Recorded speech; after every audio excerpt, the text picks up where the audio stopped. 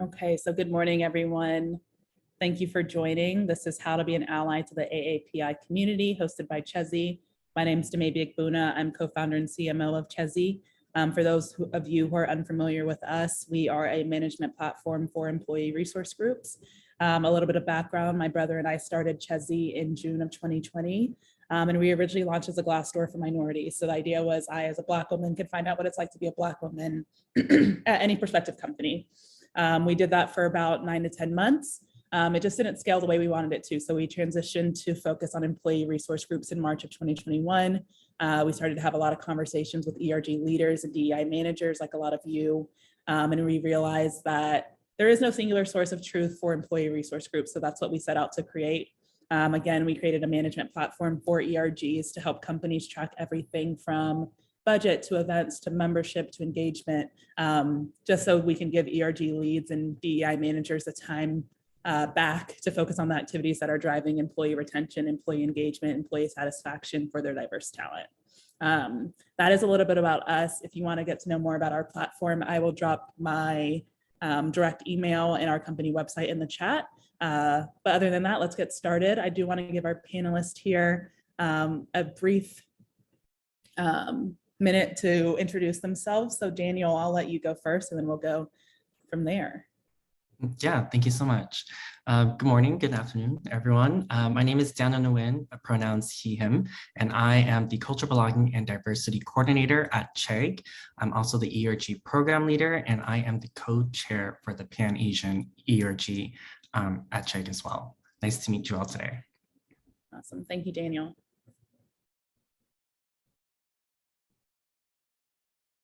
Kristen.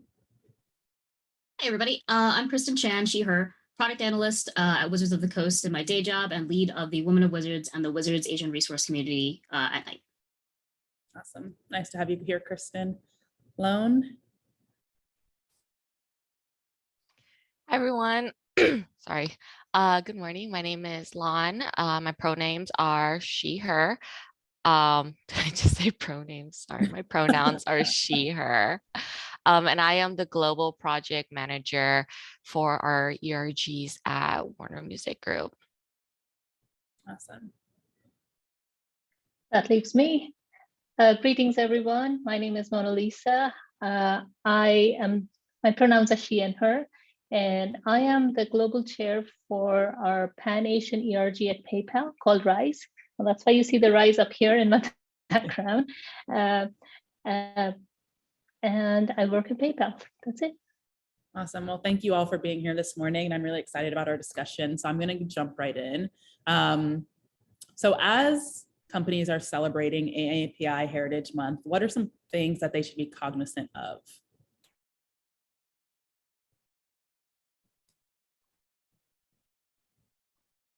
I can take that question first. Just repeating, May is Asian Pacific Heritage Month, and where we honor the culture, the achievements and history of the Asian community across the world. This month is not only about combating racial injustice and celebrating what makes the API community unique, but as companies also laying the groundwork to support this company year round, making sure that a company should make sure that API colleagues should always feel respected and valued at work. Companies should create a space where employees should be fully themselves and find solidarity with peers, providing sense of camaraderie, belonging, psychological safety, while empowering all the team members to advocate on their ideas and needs. So basically, besides just celebration and such, how do we all come together, have awareness across the company about this community? Yeah.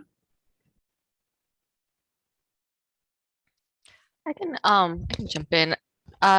So for API Heritage Month, I think the most important thing that a company can keep in mind is that we're not a monolith culture. And there are a lot of different intersectionalities that occur within the umbrella term of API. And May is API Heritage Month, but also May is Mental Health Awareness Month too. So a lot of things are happening, like, you can have programming that hit on both, like make sure that your API employees have access to mental health services that make sense to them, not just like here's a subscription to Ginger with all white psychiatrists, like, or a therapist that will just tell us to cut our toxic family members off without understanding the family dynamics in API culture. Maybe getting together a list of API centric mental health resources for your employees, just doing that extra step. And then also, it's instead of just, throwing together a panel and like touching, just on one thing for that month, just think about how you can program throughout the whole month, like celebrate the intersectionality of, API, LGBTQIA plus folks, since June is right after May. Celebrating like the different communities, understanding that AAPI experiences are a lot different from API experiences, Asian American and Asians in Asia, we go through different things. So just understanding that we're not a monolith culture. There's a bunch of different, things like nuances that go on in our community, and trying to, program to that. That's awesome. And I love that you touched on the point of intersectionality. So Daniel, I have a question for you. You are the ERG program lead at Chegg. How do you champion intersectionality within the groups? And then how can companies do this as they celebrate AAPI History Month and then other heritage months? Yeah. So in the beginning of the year, as the ERG program leader, we really tried to partner each ERG together. So two ERGs together to really foster connection, collaboration, and utilize one another as thought partners. And recently I started bi-monthly meetings with a leader from each ERG to discuss successes and lessons learned. And while this has been a really great opportunity to learn from one another and implement strategies back into the ERGs, more importantly, it's become a space for collaboration. So ERGs discuss their upcoming programming and initiatives to see how they can partner with one another. And so now we're seeing ERGs collaborate on events together, like our Black and Latinx and Women's ERG on a panel discussion about Black women in the workplace, our Pan-Asian and Disabilities ERG putting together a workshop on processing anti-Asian violence through a holistic approach to mental health.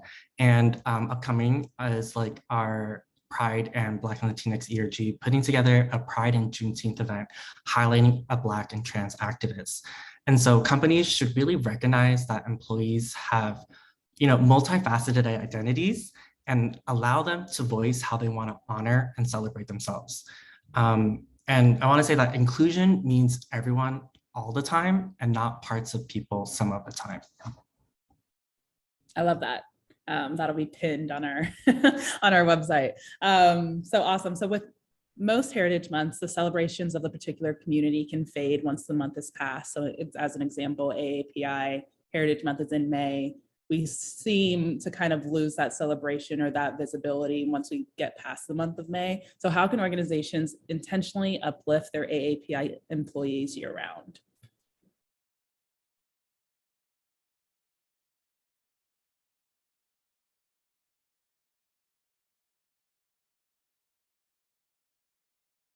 I can go.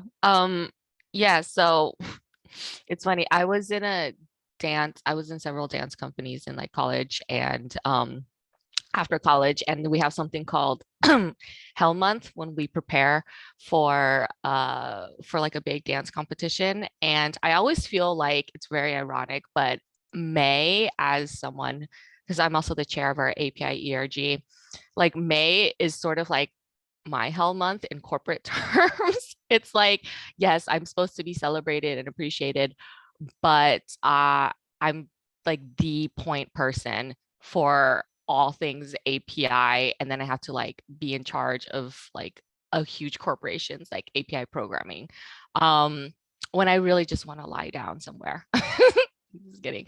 But I think like companies to support us, outside of May, they just need to continue like their education about the API community, like don't just read heavy on like our history and our community in May, like continue learning, continue trying to develop, programs that help us within the company. If you have what do we have? We have like, yeah, if we have mental health like services, you know, again, finding giving us resources to API therapists, but also like thinking about, translating your company material in different languages, just don't make us, I think, don't make us do free labor for you is I guess my thing. It's like the companies always go to like the employees and be like, what can I do? What can I do? Can you tell me about this? Can you tell me about that? Like to support us would be so easy as to just go and like find a trusted source and learn about that issue and then come to us and be like, hey, I understand this is happening in your community. What do you think if we did this for you? Like if you're a company in New York, like, hey, like I know like the uptick in, anti-Asian violence against women is getting really bad. Would you like what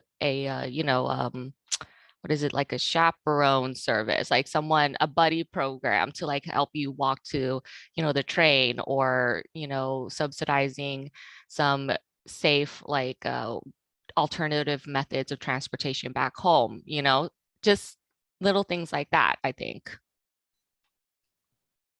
Yeah, and I think that was a big point during like the Black Lives Matter movement as well. Like we saw a lot of people going to their Black employees, like, what can we do? And it's like, it's not on us to also be grieving and like vulnerable during this time while also trying to educate. So I think it's the same way for a lot of minorities. It's just like, take the onus on yourselves as a company. Mona Lisa, I don't know if you had a point on this one. No, I reiterate what Lynn mentioned here. It's not something that we just do celebrate at this point where API, everybody's thinking about it, and completely agree with what Lynn mentioned on making sure that, hey, how do we make sure our employees are feeling secure, even speaking up at work or coming back, especially with everybody coming back to work? How do you make sure that everybody is helping them across the year round instead of just focusing on AAPI month? Yeah. So. Right. Lon touched on the spike in violence we saw towards the AAPI community during the COVID-19 pandemic. How did your organizations and coworkers support you during this time, and what could they have done better to show the support of your community?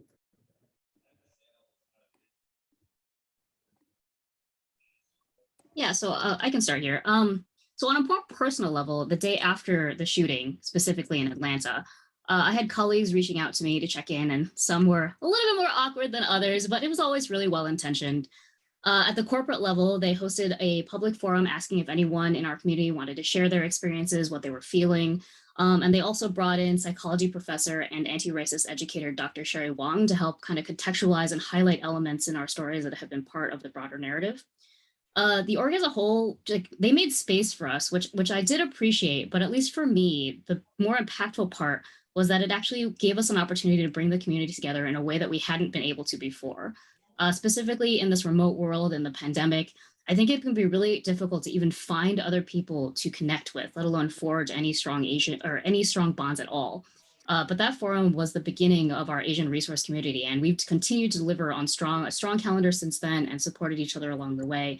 So I would say that one of the better things for any type of org to do is be the one to start opening that gate. Because as a corporation, you have more of a reach than any type of individual. Any individual is just going to be restricted to the people they can contact on themselves. So if you can open a space for the group to gather, then you might be surprised about what you would find. But I would say if I had one wish for how to like improve the support of our community, and I think this is a wish that most communities in trauma do have, is I would wish for some level of continued, like at least acknowledgement that things continue to go, because the hate crimes kept going and keep going even today. The society and the media has already marked it as like, this happened in the past. Like we talk about the 1-year anniversary of the Atlanta shooting. But despite the fact that there are still few cases being broadly advertised in the media, we're still seeing a lot of the spike in hate crimes continue to this point, which is 2 years after, or a full year and a half after. I love that. A continued, like the conversation doesn't stop. The violence didn't stop. Like we have to continue to push that narrative. So I appreciate that input. Anyone else? I can add more to even what Kristen mentioned. So the first thing that happened at PayPal was just acknowledgement that, hey, this is happening, coming down right from top, that, and we are there to support you. Just first knowing that, hey, your company is there and acknowledging it and supporting you, that gives a big emotional support, psychological support to you. Besides that, there were a lot of sessions and at individual events when this was happening, including even up to the 1-year celebrations, or even across when, say, New York subway incident happened, or of course, Atlanta and all the other incidences when they were happening. We had many healing circles for people to just come in and talk about it. Many times, in fact, with a therapist on the call, helping them to talk through. It may not be directly it may not be directly happening to the person, but just the psychological safety that, hey, my parents are there and maybe they are living alone in LA and I'm here in Bay Area. How does you get concerned about their safety? Like, hey, what can you do and such? So employees, even though they may not be directly, this violence may not be directly happening to them, there was this need for having emotional support at that point. So we arranged a lot of healing circles that happened throughout. And then we also had workshops for right to be. Right now, it used to be called Hollaback before, how to support as a bystander where if this hate crimes happen and such. And not just US, but across all the regions, so that everyone was aware of it. What we could improve on, I would say one thing would be, and maybe going back to what Kristen mentioned, that it's something that's an ongoing basis. It'll be, and we as Asians may be aware of it happening while it's happening. How do we make sure the management is aware of it so that when they talk to their employees, they can double click on it? And it's because it's an ongoing thing, that how do we make sure that they're all connected and informed about it, so that when it happens the next time, we cannot always go and have healing circles and such, but it'll be good if we have smaller community within themselves, or that, hey, all at each level is aware of it. That would be one difference that we'd like to make. Yeah.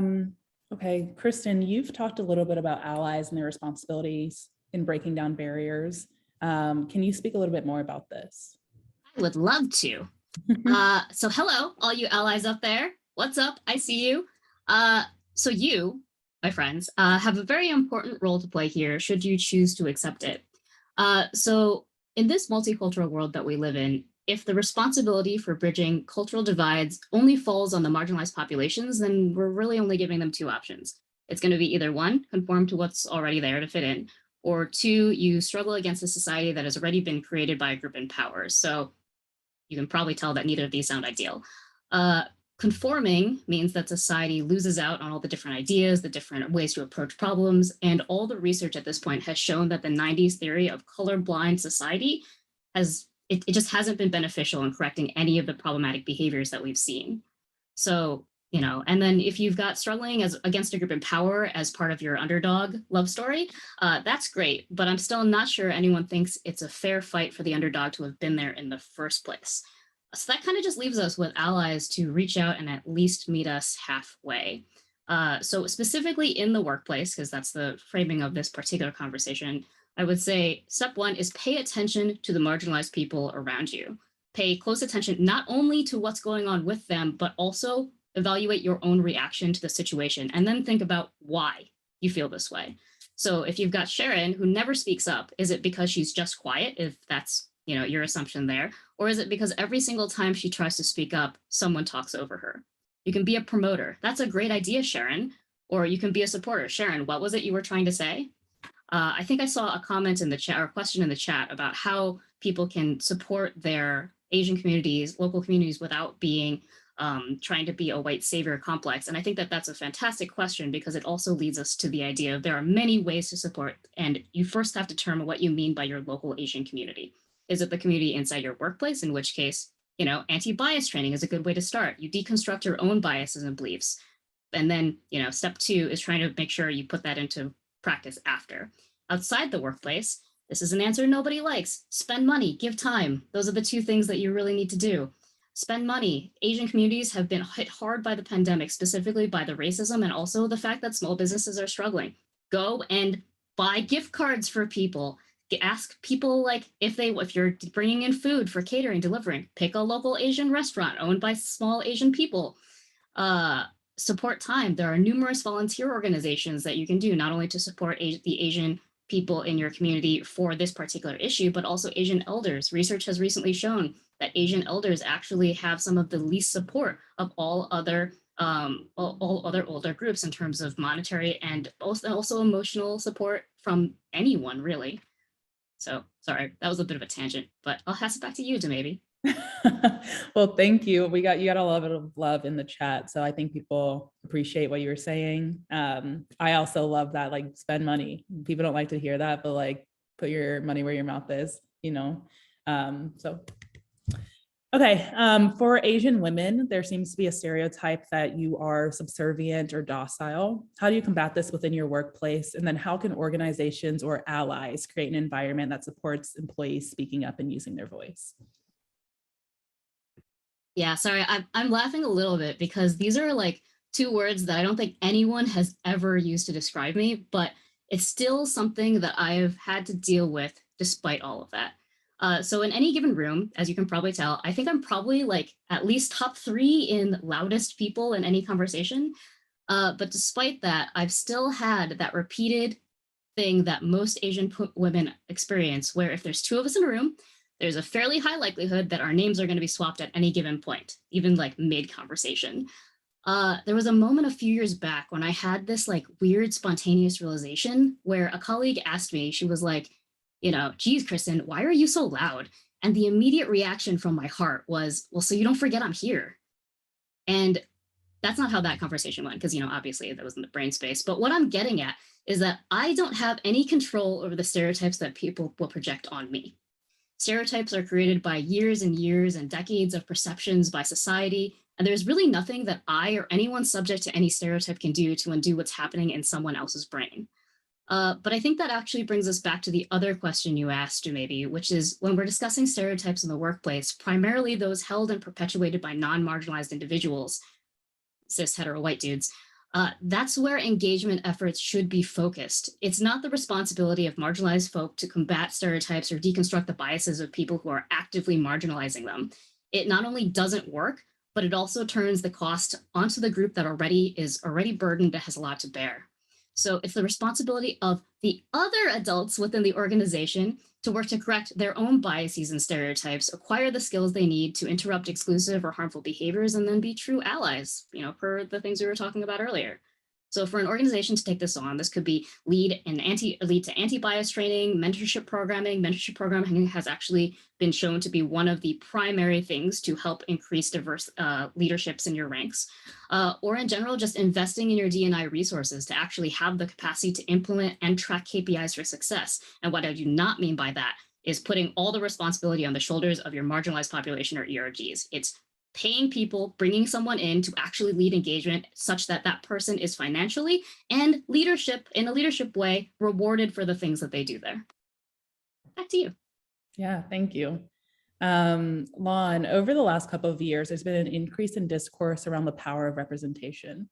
Knowing that there is a lack of Asian American representation in the music industry, you do work at Warner Music Industry or Warner Music Group. What are some things that your ERG is doing to combat that? Oh, how much time do we have? I'm just kidding. We actually, like as part of our ERG, so we have for programming, we have like three prongs. It's like one is like community, another is like external, another is like career advancement. But for honestly, we can't do much because we're not executives, like at this point, it's just like we have to just figure out ways that we can use the tools that are available to us without having the actual power to go out and like sign our API artists, So for API month, this month, we actually just launched the playlist in the beginning of this week. What we did was in April, we partnered with Lionshare, which is like a local, with a small API creative collective. And we just put the call to action out there like, hey, if you're an unsigned API artist and you have some songs on Spotify, send them to us. And what we were able to do is work out with our Warner's playlisting service, Topsify on Spotify. We were able to work out that they were going to program these unsigned API artists, not only in like an API Heritage Month like list, that's like the bare minimum, right? But they had agreed to program some of these artists through their bigger genre-based list. So, for us, like I can't sign someone, but I can put an emerging unsigned artist in a playlist that has over 700,000 subscribers. And while someone is listening to like, Justin Bieber, maybe they'll come across this other cool new pop, API artists and are like, oh, what is this? Let me go and see them and support them, So that's what we did. Like, that's what we're trying to do. We're just trying to like, create a pool of really cool talent so that when our A&R team, goes like, well, we can't find any Asian talent. It's like, no, that's not true because we have done the work for you, And what's cool, and I was really excited about this program, is like one of the people who volunteered to go through the submissions and choose, like the songs that we were going to feature is actually the head of A&R at our Warner Music Asia. And he was like, at the end of like the process, he was like, oh my gosh, I can't wait to highlight some of these artists who are an A&R team. I didn't know that there were so many dope, artists out there. And I was like, that's exactly what I want. Oh my gosh, like, thank you. So, the whole like API representation in music at like a community level, all we can do is make sure that none of our A&Rs or execs have any excuses on why they can't find the talent. It's there, and we just, at this point, I feel like we just need to, harness our collective power and just make sure like, okay, no, we're here, and like build it up to a point where they can't ignore us, And you've created opportunities for those artists to be visible. And I think that's, first and foremost what you can do. So awesome. Okay, you did mention leadership in that response. So as ERG leaders, how do you work with company leadership to address some concerns or issues that your members face within your organization? Daniel, I'll let you start. Yeah. So I think particularly at Chegg, we're really lucky to have executive sponsors for each of our ERGs. And so ERGs have either one or two executive sponsors. And so it's really important for our ERG leaders to build a relationship with their executive sponsors, because they're going to be one of the strongest assets for engaging the company's leadership. And so by really building this relationship and keeping executive sponsors in the loop, they'll be aware of concerns and issues that members are raising. And so executive sponsors at Chegg really work with us to champion our ERGs and our positions and our ideas, offer resources, engagement or encouragement to really think outside of the box, and ultimately raise visibility and advocate for our ERGs across executives, seniors, and middle managers.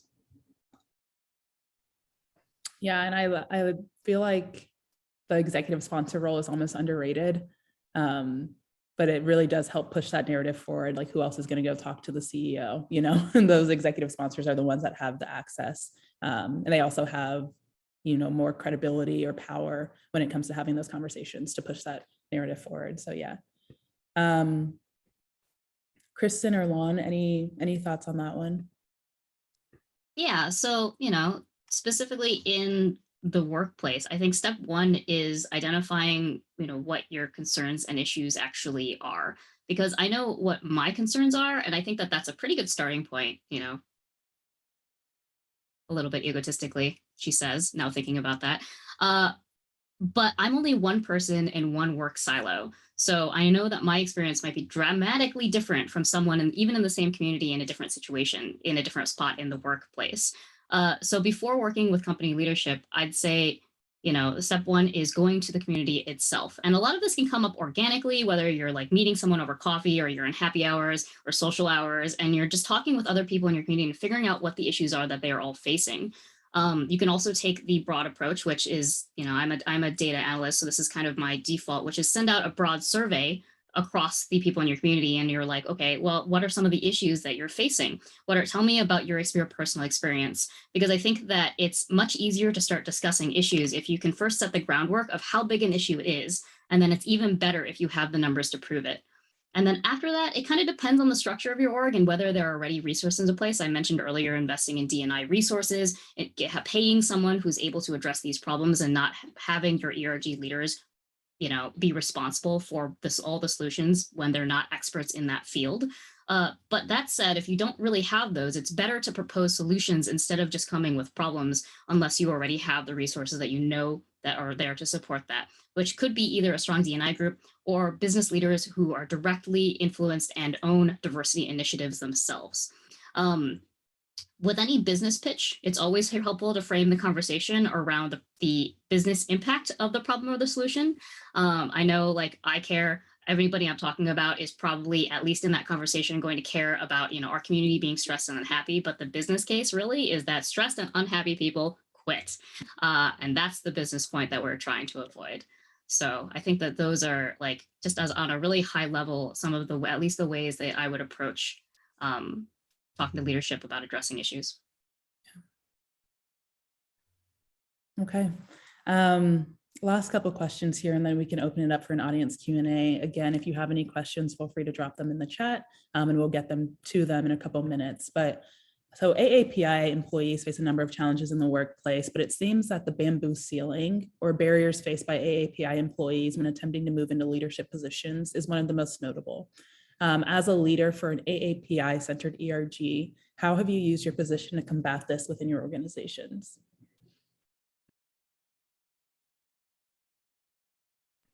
Mona Lisa, I'll let you. Oh, or Daniel, you can start. Oh, I mean, Mona Lisa, if you would like to go first. Actually. Okay. So I guess I want to preface this so that the Pan-Asian ERG at Chegg was just started this year.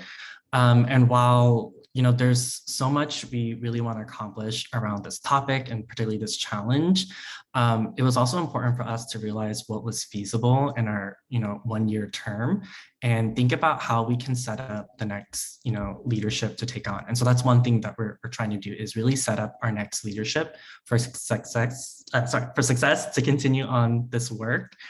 But, you know, the Pan-Asian ERG at Chegg this year is really planning on highlighting the benefits of having a mentor or sponsor in your professional career. So our goal is to have AAPI employees either at a managerial or above level to really share how mentorship or sponsorship has helped with their career progression in hopes to kind of inspire younger AAPI employees to seek out mentorship and sponsorship. And this is also a really great way for allies to think about how they can, become a sponsor and advocate and bring, AAPI names to the table and help them, across promotions or, other activities that could be outside the organization. We are also working with our emerging professionals, ERG, to see how we can provide our members with the tools to level up in their careers. And so we really want our members to be prepared to have these types of conversations with their managers. And so we have, aligned these events to happen before our company's review cycle so that members can really think about, updating their learning and development goals and how to leverage Chegg's educational benefits. I do want to point out that there are a lot of companies, and including Chegg, who provide various funds for people to spend on programs and classes and workshops to really invest in our growth. And it's important to make, members of our community aware on how we can utilize that, because these are resources that we should be taking advantage of. I love the idea of implementing some type of membership or mentorship program. I think for diverse talent, especially, we don't necessarily have that, the social capital that a lot of non-minorities have. So just having someone who can help us navigate corporate space, navigate promotions and like performance reviews is really impactful. So I love that. Mona Lisa. So Daniel, Rise, the Pan-Asian ERG at PayPal, that is one of the youngest, and we didn't start this year, and I'm sure for you to start this year in COVID times where people are still working remote, Rise was started 2 years ago in COVID times, and it was difficult to connect and get through the things that you spoke of, which you will be doing in next year. We are a little 1 year ahead of you and have just started that. So to break that bamboo ceiling, we did start a mentoring program. We do six months mentoring program where we try to pair up mentors. We've shared multiple topics, and they are trying, in fact, now to incorporate the sponsorship aspect of it also included in the program. We we actually are having like leadership speaker series where instead of a leader just coming and speaking to a big large forum, we try to create smaller groups so that you can see an Asian leader and allies or Asian members of our community can join those membership conversations and ask one-on-one questions to the leaders where it may be any specific part of the life or how they got there, or to discuss things that they may be feeling while climbing up and going through the breaking the bamboo ceiling. We've tried to create, we've partnered with Ascend and Leap and other such organizations who provide workshops which are specific to API community and have those workshops for personal development so that they can come in and break this bamboo ceiling. Another last aspect of it that we've tried to do over here is possibly you might be aware of Executive Parity Index. This is a study that was done by Ascend, led by Buck G, where they've gone around and calculated how many executives to the professionals, what does the ratio look like? And for Asians, if you see across the companies, it needs work. So we've been trying to get this concept internalized as well and talked through so that we can make sure that within management levels, as professionals, they rise up, they can break this. How do we support them?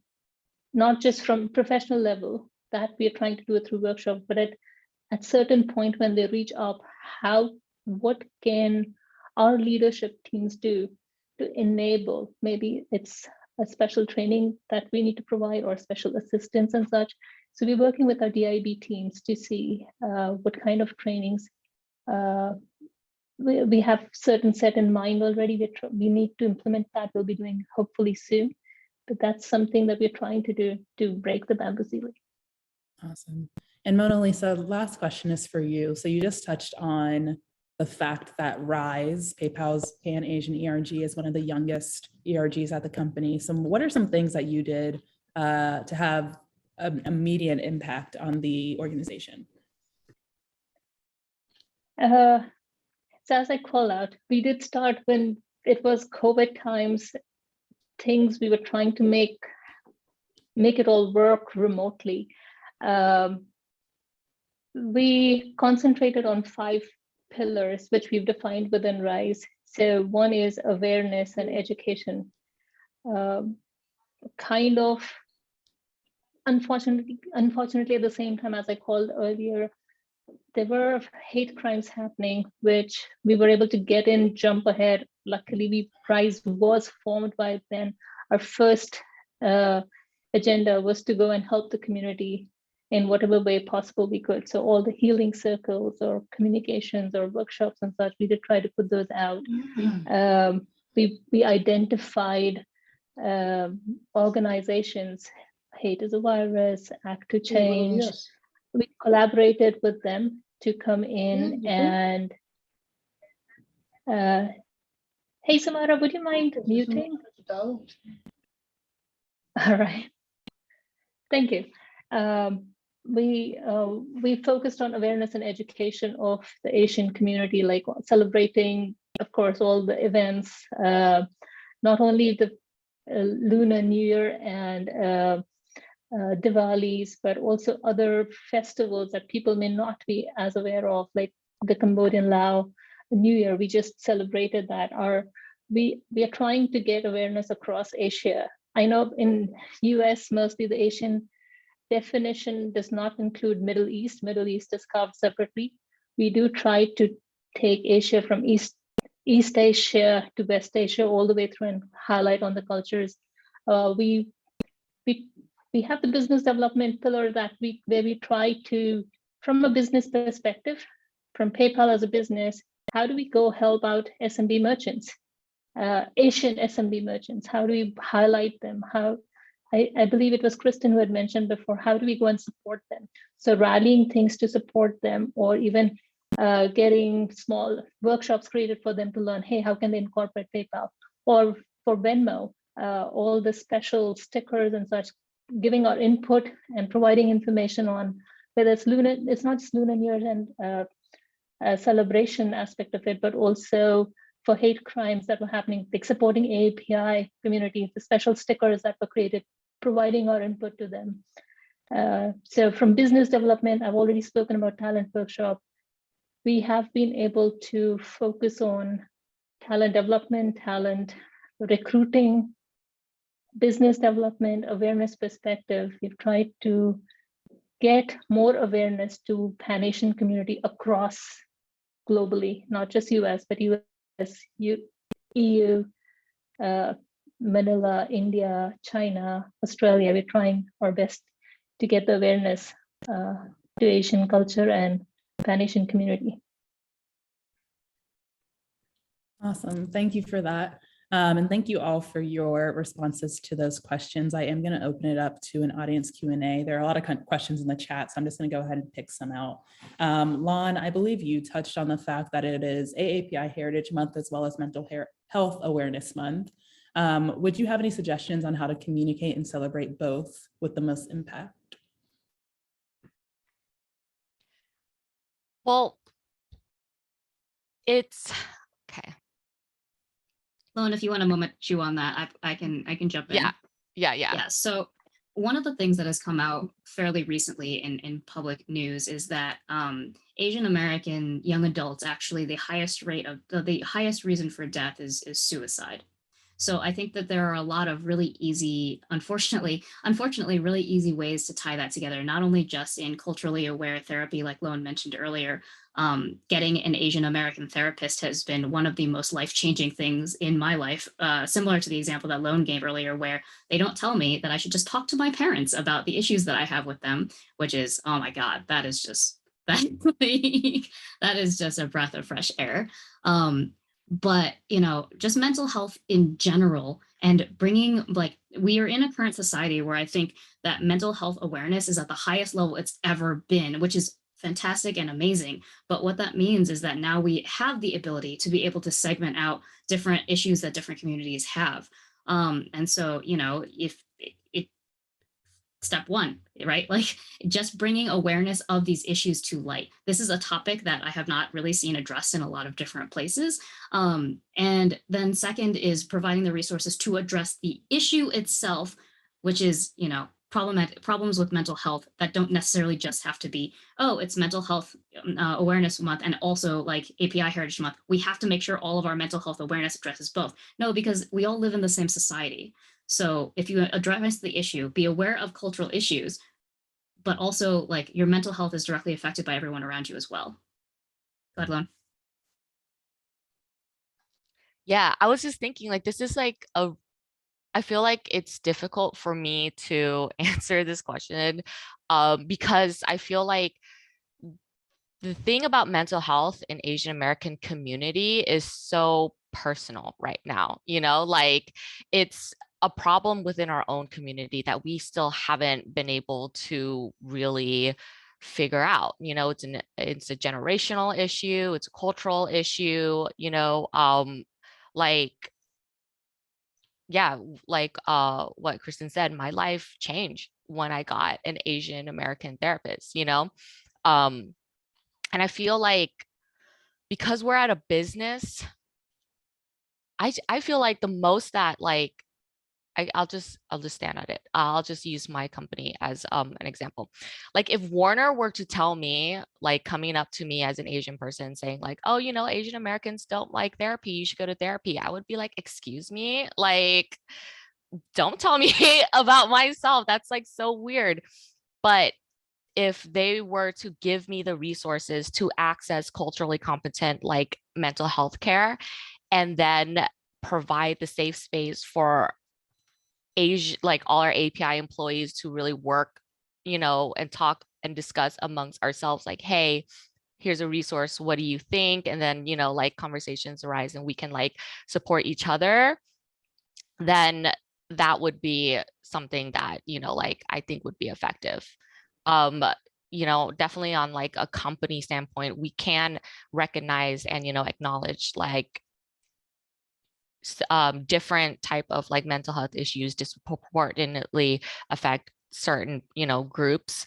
But I feel like it's a tricky thing in business, like if we were in a community setting, I would be, using all types of different strategies. But in business, you have to sort of like understand that not everyone is like of the same mindset as you. Like in my, yeah, even within my Asian, our API ERG, we have people who are like, no, pull yourself up by your bootstraps, still the older ones. And then the younger ones are more like, well, that's model minority myth. And then they're like, well, what's wrong with that? I'm like, lots of things are wrong with that, like, so it's like with that issue, I just feel like just give us the resources. Just let us know that we have the ability to come to you with suggestions and you're going to hear us out.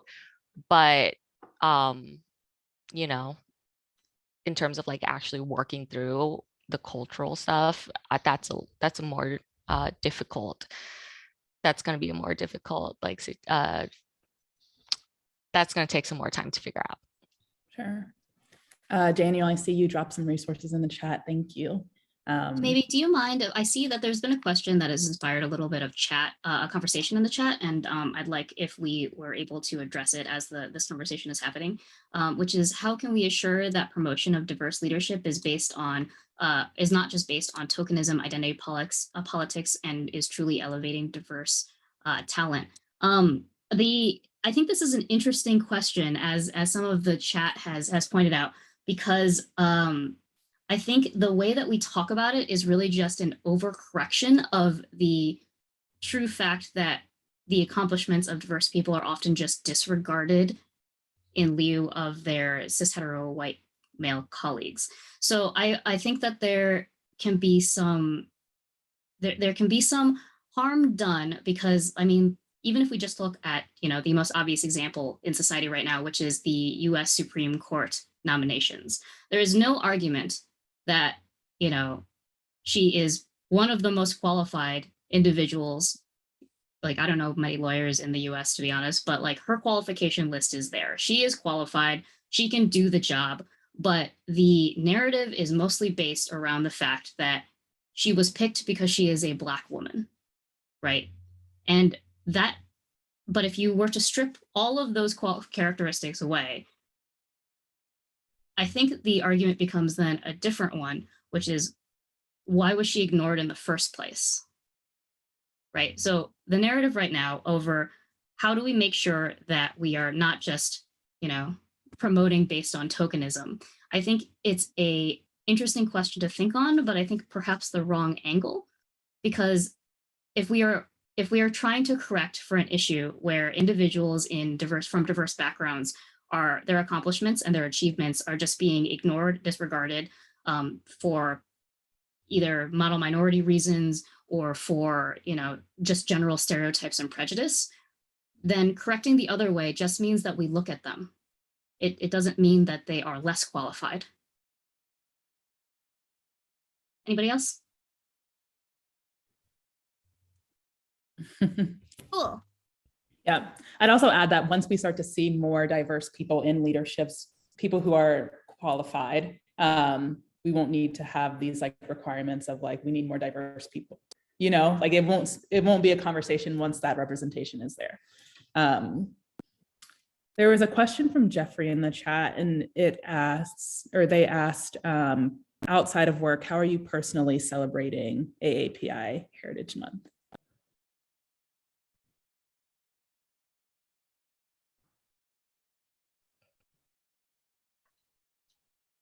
I think also this month in LA, there's the Los Angeles Asian Pacific Islander Film Fest. So I'll be celebrating my API month, going through to see really great films made from API creatives. I'm eating food. I love egg tarts. Love it. Yeah, I think we are living sorry, Daniel, I guess we're always cross, but being so involved in the API Heritage Month planning, I think we don't realize that we actually do also live those lives. We do eat out, we do watch movies, and it's not just specific to, hey, it's just, for me, it's not just Indian movies. I would be watching Korean dramas, or I would be watching everything across. It's not a very biased thing. So yes, it's living the life itself as a nation, and celebrating it is just part of it.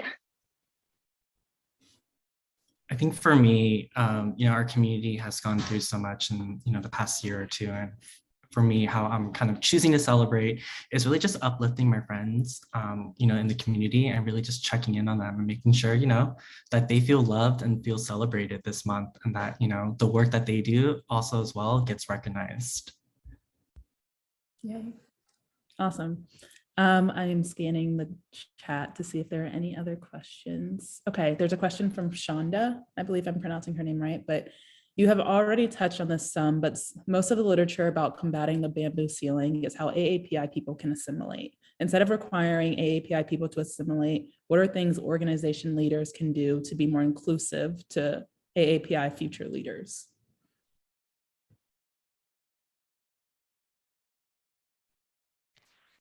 I'm just going to go back to, I think, education, I think there was a comment in the chat too about like model minority myth and all that. I think that, if all of our leaders, all of our executives had to take a history course on where the model minority myth came from, why it's used and who made it, I hope it would make them think twice about really, leaning into that. It's, and I encourage everyone in this chat and in this panel right now to just go look up the history. It's a really insidious history, and the fact that,